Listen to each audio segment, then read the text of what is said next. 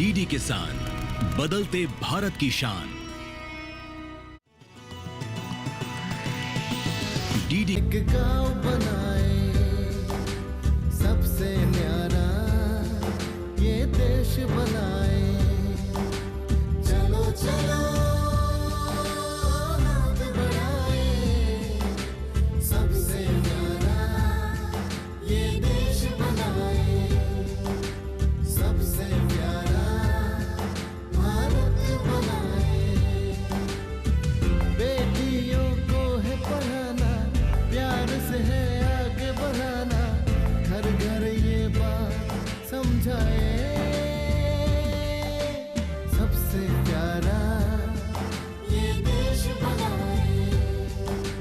सबसे न्यारा भारत बनाए। चलो चलो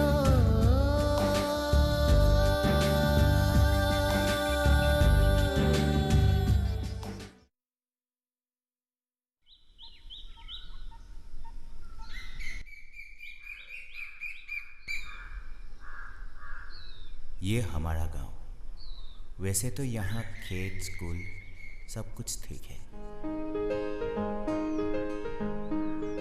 हरियाली, खेत, प्राकृतिक सौंदर्य से भरा ये गांव दिखने में ही असल में सुंदर है। पर इस गांव में ऐसे भी कुछ लोग हैं जो अपनी सोच और चिंता से बहुत पीछे हैं, जो महिलाओं को समय के साथ आगे बढ़ने नहीं देना चाहते और लड़कियों को स्कूल नहीं भेजना चाहते हैं। और कुछ ऐसे भी लोग हैं जो गांव के लोगों का इस सोच का फायदा उठाना चाहते हैं। वैसे ही एक कहानी आज हम आपके सामने लाए हैं। सरकार द्वारा दी हुई बहुत सारे सुविधाओं को रहते हुए कैसे बहुत लोग इन सब से अज्ञान हैं, यही इस कहानी में हम बताएंगे।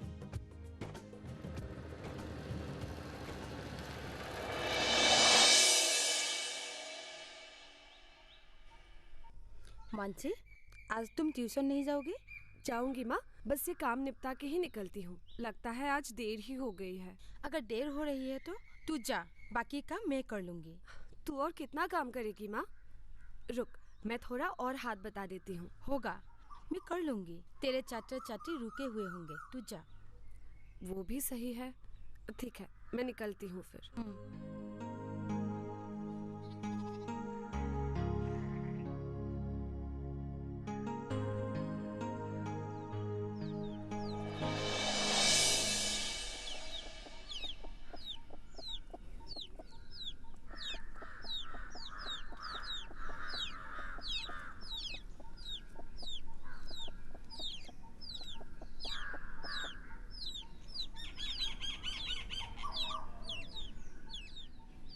हे भगवान, इतनी देर हो गई।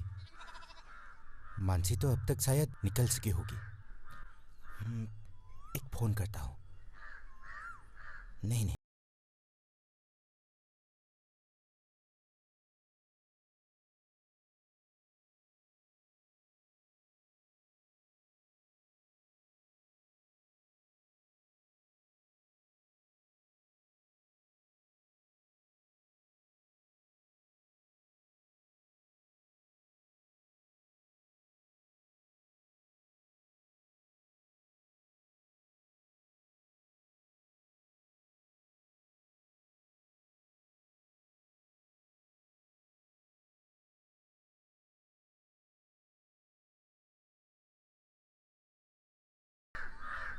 माँ, मैं चलती हूँ। ठीक है, जा। पर हाँ, आते समय सावधानी से आना। ठीक है माँ।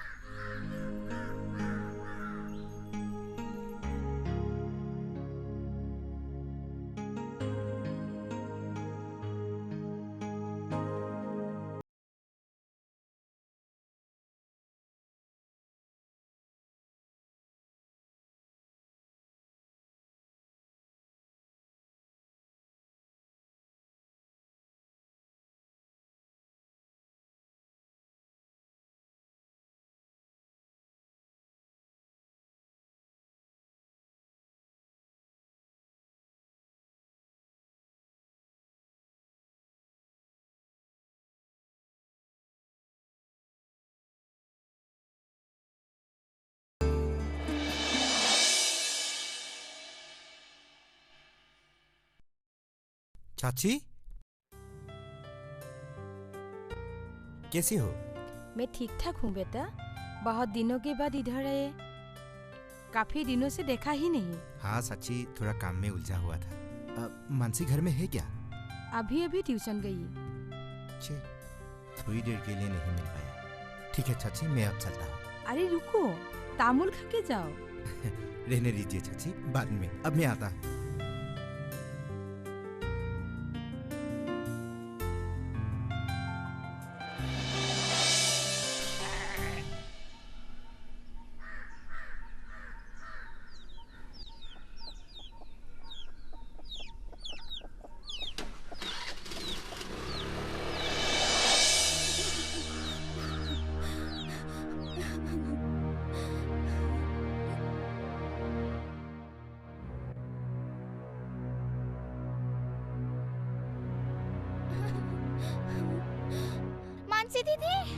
मानसी दीदी। अरे मुनु, क्या हुआ है? तुम ऐसे दौड़ क्यों रही हो?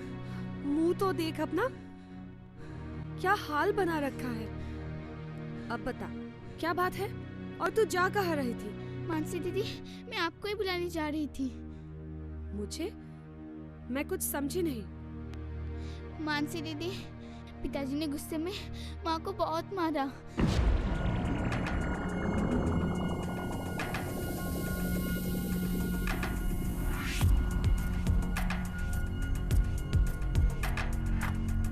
बस बस, अब रोना बंद करो और चलो मेरे साथ, आओ।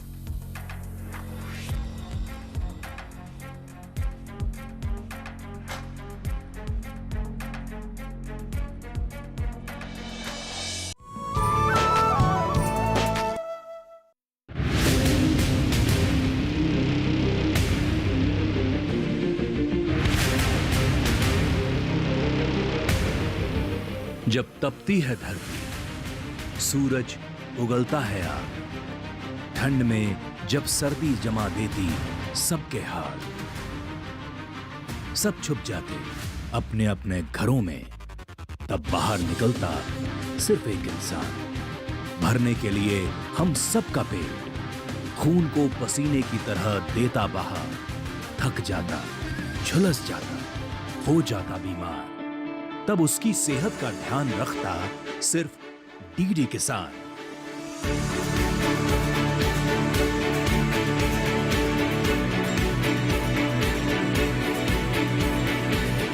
देखिए स्वस्थ किसान शनिवार शाम 6 बजे लाइव, सिर्फ दूरदर्शन किसान चैनल पर।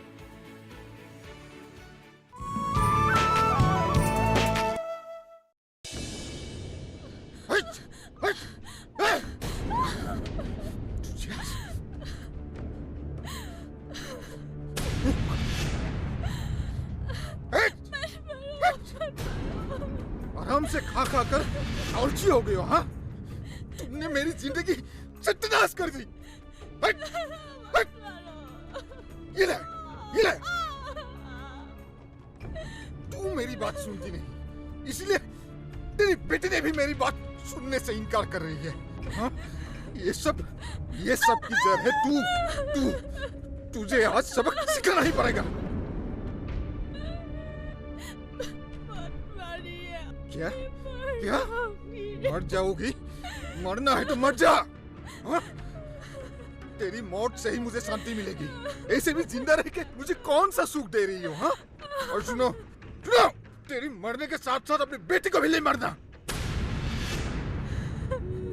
आप उस नन्ही सी जान से इतनी नफरत क्यों करते हैं? वो तो आप ही की बेटी है ना? तेरी बेटी? वो लड़की है, आप उसे इतनी नफरत करते हैं ना? हाँ, मैं नफरत करता हूँ, नफरत करता हूँ, नफरत करता हूँ मैं उसे। वो मेरे लिए बोझ है, उसके अलावा कुछ नहीं। हिले।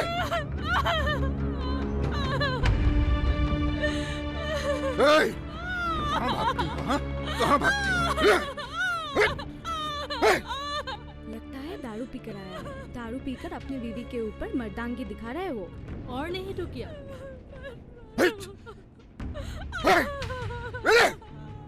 बेचारी रमला के लिए मुझे अफसोस हो रहा है। पैदा होते ही अगर वो मनुष्य मर गई होती तो बहुत अच्छा होता। स्कूल भेजकर तू उसे क्या बनाएगी? क्या? हाँ? डॉक्टर नहीं बनाएगी, डॉक्टर नहीं। ये ले डॉक्टर। असल में बेटी की जन्म के बाद में ही ये मदन इतना बुरा आदमी बन गया है। हाँ मान से अच्छा हुआ तुम आगे जाओ, रमला को बचाओ।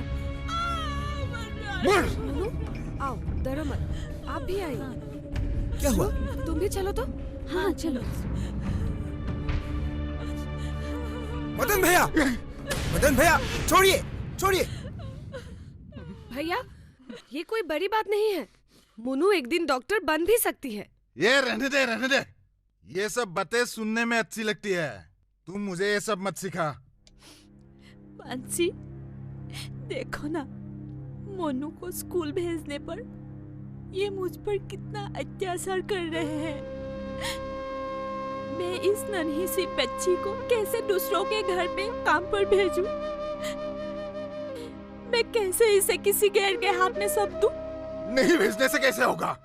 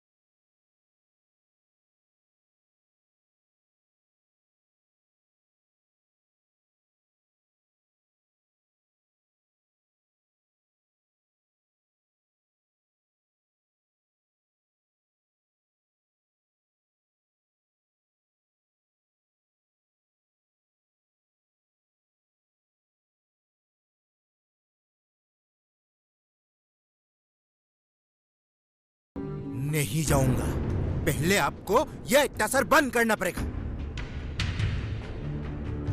मंसी, पुलिस को फोन लगा। क्या? पुलिस मेरा क्या बिगाड़ लेगी? हाँ? अरे मैंने अपनी पत्नी पर हाथ उठाया है, अपनी बच्ची को अपनी मर्जी से दूसरों के घर भेज रहा हूँ, इसमें पुलिस का क्या काम? तुम्हारी पत्नी और बेटी है, इसीलिए भाभी और मोनू तुम्हारी व्यक्तिगत संपत्ति नहीं बन जाती है, जिसे तुम्हारी जैसी मर्जी वैसे इस्तेमाल करोगे। मानसी ठीक कह रही है। आजकल सरकार ने नारी सुरक्षा के लिए काफी सारे नियम और कानून बनाए हैं। पति होने से भी अपनी पत्नी पर हाथ नहीं उठा सकते। मानसी फोन मत करना, मैं नहीं चाहती कि ये जेल जाए। नहीं भाभी, रुकिए आप।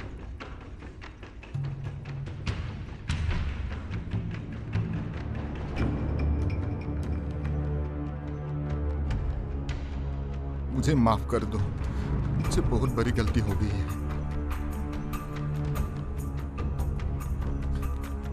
पुलिस को मत बुलाओ। मदन भैया, आपको हमसे माफी मांगने की कोई जरूरत नहीं, भाभी से माफी मांगिए।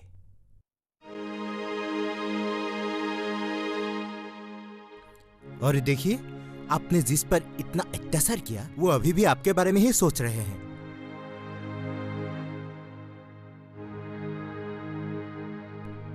इसीलिए कहते हैं नारी देवी की रूप होती है, हमें ही सम्मान देना नहीं आता।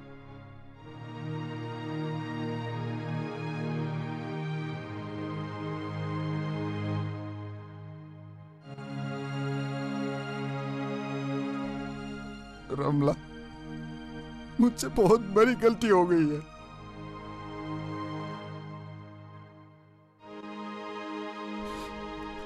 मुझे माफ कर देना, माफ कर देना मुझे।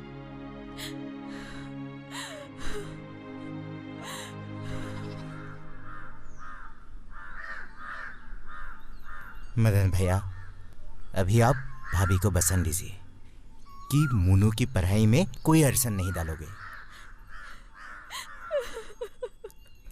और अब चिंता मत कीजिए, मुन्नू की पढ़ाई में हम भी आपकी सहायता करेंगे। हाँ भैया, सरकार ने महिलाओं की शिक्षा और उन्हें आत्मनिर्भर बनाने के लिए बहुत सारे कदम उठाए हैं। एक दिन आराम से समझाऊंगी, लेकिन बस अब फिर से झगड़ा मत कीजिएगा। हाँ हाँ, ध्रुव और मानसी ने क्या कहा अब समझे ना। मिलजुल कर रहने से ही संसार सुखमय होता है। तुम दोनों को बहुत बहुत धन्यवाद। अरे नहीं, हमने तो सिर्फ अपने कर्तव्य का पालन किया है। अब हमें आज्ञा दीजिए।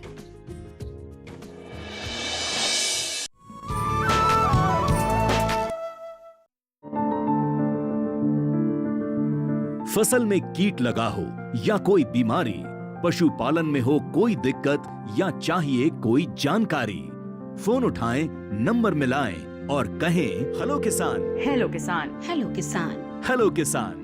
सोमवार, बुधवार और शुक्रवार शाम 6 से 7 बजे सिर्फ डीडी किसान पर।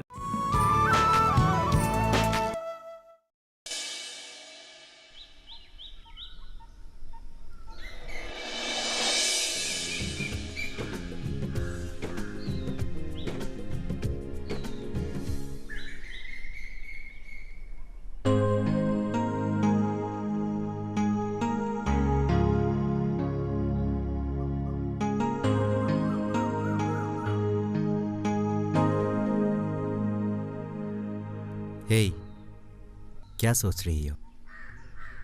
सोच रही हूँ कि गांव की महिलाओं को इकट्ठा करके एक मीटिंग अरेंज करूं। किस विषय पर? नारी जागरूकता के ऊपर। आजकल नारी कल्याण के लिए बहुत सारी योजनाएं आए हैं, इसीलिए सोच रही थी कि उसमें काम करने वाले लोगों को बुलाकर हमारे गांव के महिलाओं को ये सब जानकारी दी जाए। अच्छा, ये तो बहुत अच्छी बात है। मैं ऐसा एक एनजीओ को जानता हूँ जो इस विषय में काम करता है। मैं उनसे कांटेक्ट कर लूंगा। हाँ, ठीक है। अब तुम बताओ, क्या कहना चाहते थे? भगवान का शुक्र है तुमने मेरे बारे में तो सोचा। बताओ तो क्या बात है? क्यों बताऊं?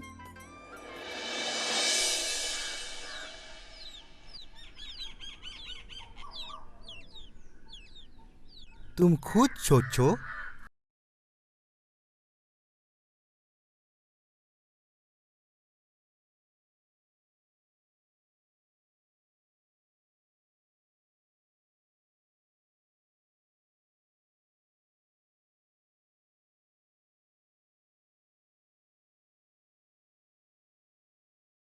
क्या? सच? हाँ, 100% सच। और पता है, मेरी पोस्टिंग यहाँ के हाई सेकेंडरी में होगा। अरे वाह, ये तो बहुत अच्छी बात है। अब तो तुम साहब बन जाओगे। और तुम मेम साहब बन जाओगी।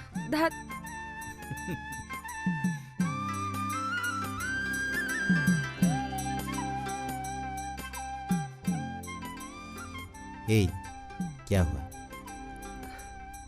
कुछ नहीं। अच्छा, भैया और भाभी को बताया कि नहीं? वो लोग शायद बहुत खुश होंगे।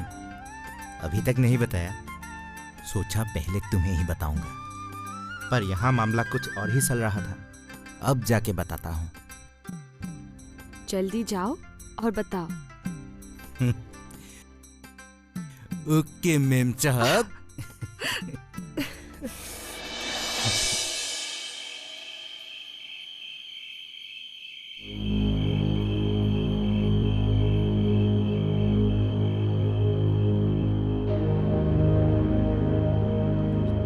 रोज ये सब काम करके मैं थक गई हूँ। सोचा था अमीर आदमी से शादी करके मैं रानी की तरह रहूंगी, लेकिन यहाँ हाँ ही रहे मेरी फूटी किस्मत। नौकरानी बना के रख दिया मुझे। माँ ने बोली थी कम उम्र में शादी करूंगी तो रानी बना के रखेगी, नौकरानी बना दी।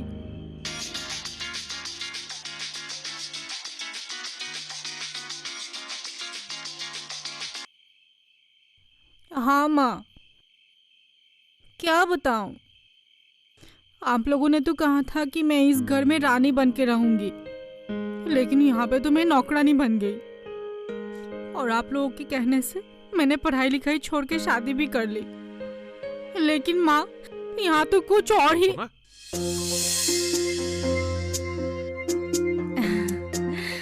नहीं माँ, मैं यहाँ बहुत खुश हूँ, आप इतना चिंता मत कीजिए। अच्छा सुनिए, ये आए हैं, मैं आपसे बाद में बात करती हूँ, रखती हूँ।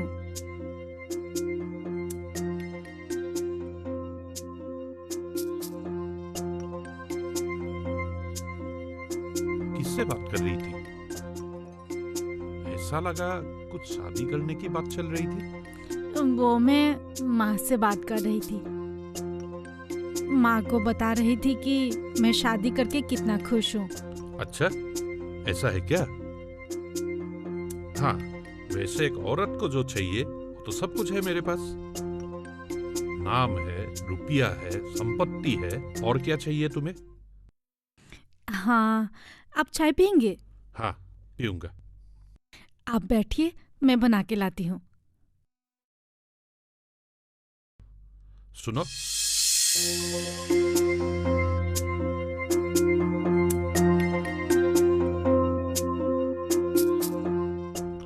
आज तो वो मदन की बेटी आने वाली थी ना हमारे घर काम करने के लिए।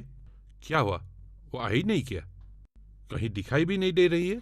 लंबी कहानी है, बता रही हूँ, पहले आप चाय पी लीजिए। मतलब क्या, वो आई नहीं है और आएगी भी नहीं। मैं चाय बना के लाती हूँ।